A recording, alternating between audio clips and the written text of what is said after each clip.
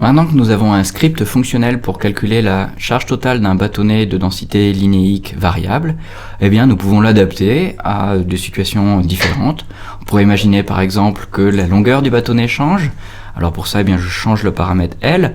Si plutôt que ce soit 3 mètres, eh bien c'était 30 cm, eh bien il me suffit juste de remplacer la valeur de L, relancer le script et j'obtiens une charge totale ici différente qui correspondrait bien à un bâtonnet plus petit.